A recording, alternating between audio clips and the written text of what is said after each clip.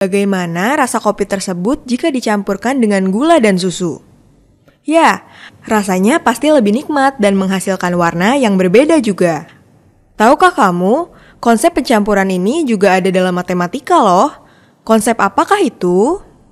Fungsi komposisi adalah gabungan antara dua atau lebih fungsi sehingga membentuk fungsi baru. Fungsi komposisi dilambangkan dengan O dan dibaca bundaran atau komposisi.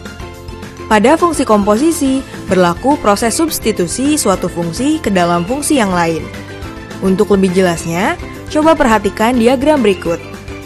Diagram panah di atas menunjukkan pemetaan dari daerah asal yaitu X menuju daerah kawan yaitu Fx. Selanjutnya, pemetaan berlangsung dari daerah kawan atau daerah asal yang baru, Fx, menuju daerah kawan yang kedua, yaitu Gx. Dengan begitu, kita dapat menuliskan rumus fungsi komposisi seperti fungsi G, komposisi F, yang dikerjakan terlebih dahulu adalah fungsi F, kemudian dilanjutkan atau dimasukkan dalam fungsi G. Fungsi F, komposisi G, fungsi G yang dikerjakan terlebih dahulu, kemudian hasilnya dimasukkan ke dalam fungsi F. Sifat-sifat fungsi komposisi. Fungsi komposisi memiliki sifat-sifat yaitu 1. Tidak komutatif, artinya F komposisi G tidak sama dengan G komposisi F. 2. Berlaku sifat asosiatif, yaitu sebagai berikut. 3. Memiliki fungsi identitas.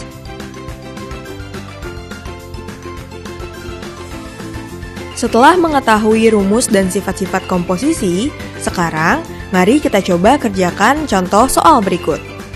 Diketahui Fx sama dengan 2x min 3 dan Gx sama dengan x kuadrat plus 3. Tentukan F komposisi G. Dari soal diketahui Fx sama dengan 2x min 3 dan Gx sama dengan x kuadrat plus 3. Kita akan mencari fungsi F komposisi G. Kita kerjakan fungsi G-nya terlebih dahulu, kemudian hasilnya dimasukkan ke dalam fungsi F. Substitusikan Gx sama dengan x kuadrat plus 3 ke dalam rumus. Selanjutnya, kita substitusikan Fx sama dengan 2x min 3 ke dalam rumus. Kalikan 2 dengan angka di dalam kurung. Sehingga didapatkan hasilnya 2x kuadrat plus 3. Nah, sudah mengerti kan? Coba kamu kerjakan soal ini ya. Diketahui Fx sama dengan x kuadrat min 2 dan Gx sama dengan 2x plus 1. Tentukan G komposisi F. Tahukah kamu kebalikan dari senang? Kebalikan dari senang adalah sedih. Lalu, apakah kamu tahu kebalikan dari sebuah fungsi matematika? Nah, dalam matematika juga ada loh istilah seperti itu. Apa ya? Fungsi inverse atau fungsi kebalikan merupakan suatu fungsi yang berkebalikan dari fungsi asalnya. Suatu fungsi yang biasanya dilambangkan dengan F hanya bisa dikatakan memiliki fungsi inverse jika fungsi tersebut merupakan fungsi injektif dari fungsi bijektif. Hubungan ini bisa dituliskan menjadi F inverse yang di-inverse akan sama dengan fungsi F semula. Nah, untuk bisa menentukan fungsi inverse, kamu harus melakukan beberapa tahapan terlebih dahulu. Apa saja ya tahapannya? 1. Kamu harus ubah terlebih dahulu bentuk Y sama dengan Fx ke dalam bentuk kebalikannya, yaitu X sama dengan Fy.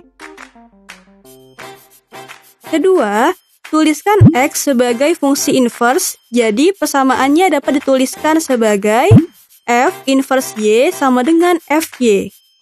Dan yang ketiga, ubah variabel Y menjadi X sehingga persamaan akhir yang didapatkan adalah F inverse X. Beberapa contoh fungsi dan rumus inverse lainnya dapat kamu lihat pada tabel berikut.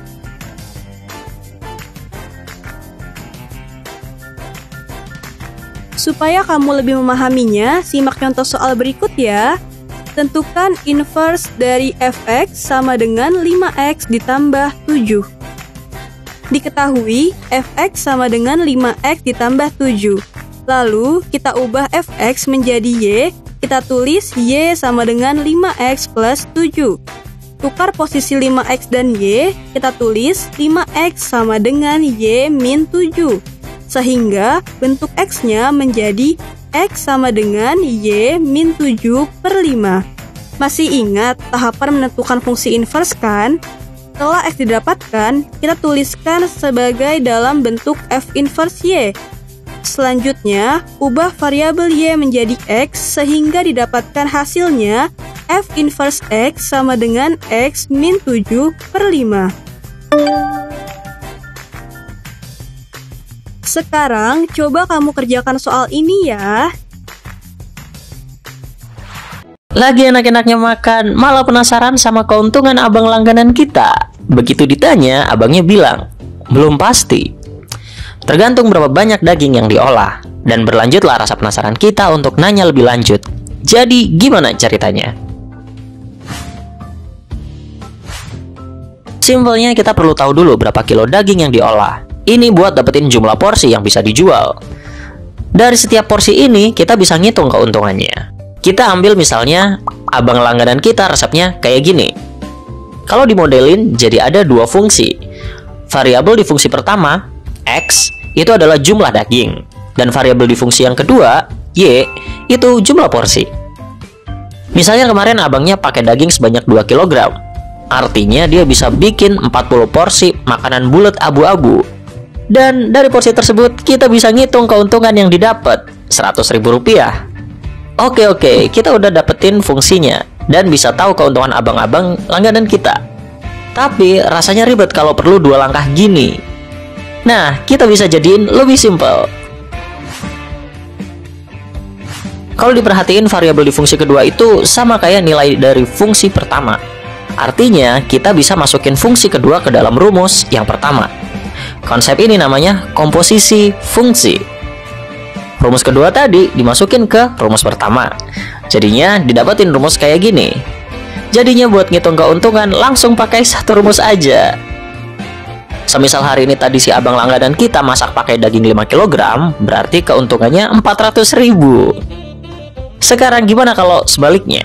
Kalau ada target yang keuntungannya yang dipengenin, gimana cara ngira-ngira jumlah yang perlu dibikin? Nggak perlu susah-susah, kita bisa nerapin konsep operasi inverse. Bukan operasi yang kayak gitu. Jadi rumus akhir yang tadi udah digabungin, dimisalin ke persamaan baru. Kayak gini. Variabel yang dimasukin adalah target keuntungan yang mau didapetin. Terus jangan lupa, tandanya jadi gini. Jadi kalau besok pengen untuk 1 juta, berarti kita harus kerja keras bikin ngolah daging seberat 11 kilo. Oke, kita udah tahu contoh penerapan operasi inverse dan komposisi fungsi. Ini bisa jadi modal buat kamu buka bisnis ala abang-abang langganan.